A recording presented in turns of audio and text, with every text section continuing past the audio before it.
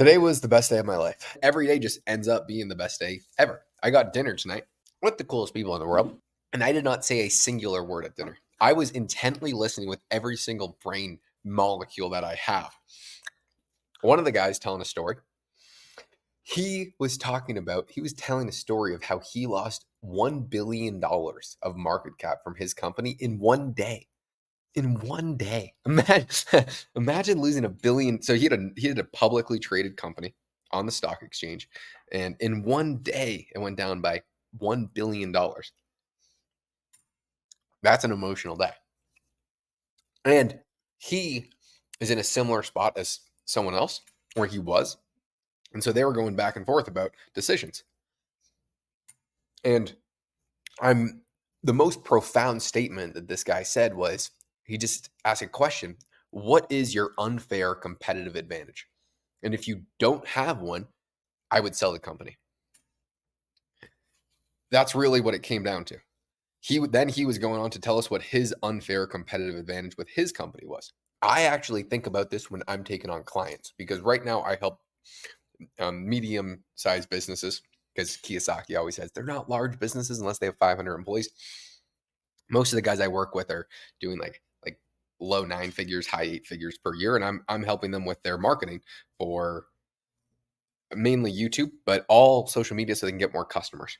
I have virtually unlimited demand for the work that I'm doing, but I always ask myself one question before I take someone on as a client, because all I care about is the results that I'm going to get. That's a lot of how I get paid is based upon the results. So I always think, what is their unfair competitive advantage? Do they have an edge where they can absolutely dominate their niche? For a guy, Ken, that I work with, he has 10,000 apartments and he runs a multi-billion-dollar business where he's in a space where no one else on YouTube even competes with him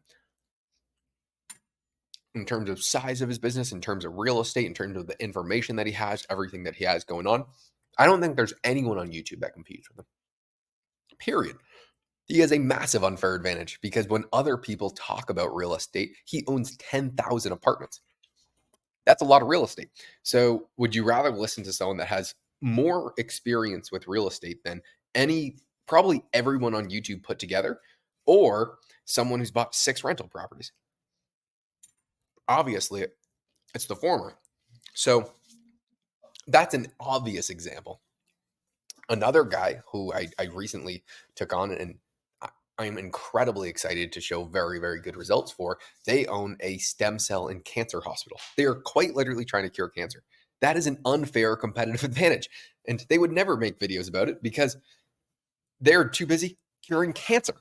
And so that is a extreme unfair competitive advantage that if they had someone doing everything for them, they could absolutely blow up. So I want to work with people who want their number one priority to be to run their business, and then give me complete freedom to incorporate their life into the best videos possible that is going to drive the best result for whatever it is they're trying to achieve. And I try and do that without taking any of their time. So that means we can't necessarily make the best videos in the world. That's not what it means. We are not going to be able to make a Mr. Beast quality video because they have a multitude of goals. They want the best possible result with the least amount of effort because they are too busy doing something that has so much more leverage. So I just try and get, there's a very high middle ground where you can show incredible results, incredible quality without taking up any of their time. And that's kind of the sweet spot, because that's actually what's worth more money to them. Ironically, it is worth more money to these people to get 50% less results, let's say from 2 million views versus like 5 million views long form per month. It is worth more to them to get the 2 million if they are, instead of spending 20 hours a week, they're only spending 2. It's a night and day difference. So that's kind of the arbitrage in the game that I'm trying to play, and I absolutely love it. Because what I get to do is I get to go in and learn every single one of their businesses. Every single person that I work with is running these massive businesses. So I get to peek in and figure out every single thing that they're doing. And I get to ask questions. I get to go back and forth, and they turn into my friends, my mentors, uh, my colleagues. It's the best thing in the entire world. So there's no better business in the world for what I'm currently doing, where my main goal is just to learn as much as possible.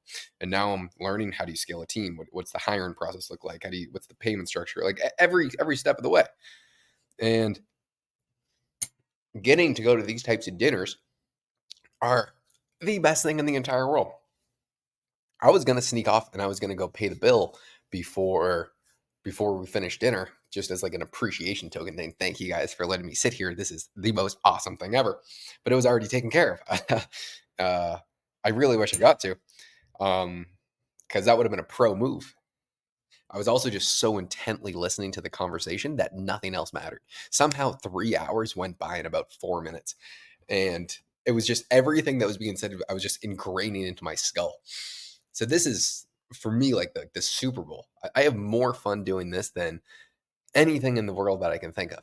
And I didn't say a single word at dinner. There are times when you should be talking. There are times in a lot of these meetings where I am doing all the talking because I know that I'm the specialist and they are trying to extract what I have for their benefit. And I want to help as much as I can. There are times when you shut the fuck up and know your place. And my place was listening and being ever thankful that they allowed me to sit in on this dinner. So I'm absolutely jacked right now. Then every single day is just the best day ever. It is profound. Even though, I mean, every other part of the day, I was stressing. I also tried to make an ego-based decision earlier, really bad. I'm going home for Thanksgiving, and I was thinking, I want to rent a stupid car, like something. Like I just want, because I sold my car back in Boston, so I don't have a vehicle. And when I'm back for Thanksgiving, I'm gonna go and see the family and everything. And it's like I want an ego car. So I was looking, thinking, oh, what should I rent? And fortunately, you have to be over 25 to rent a badass car, which I'm not. So I'm gonna see. I know I can just I know I can just pay extra to if I'm under 25 for certain cars. So the app is or like renting a car is probably in the benefit of young, dumb, full of cum young men. That's a great saying. That one of the guys who in the hospital, he was telling us a bit of his backstory, and he was in Brazil fighting jujitsu when he was young. Absolutely just dominating the world. He was then turned out to be a really good, really, really good fighter. And he was like, dude, I was just young, dumb, full of cum. And so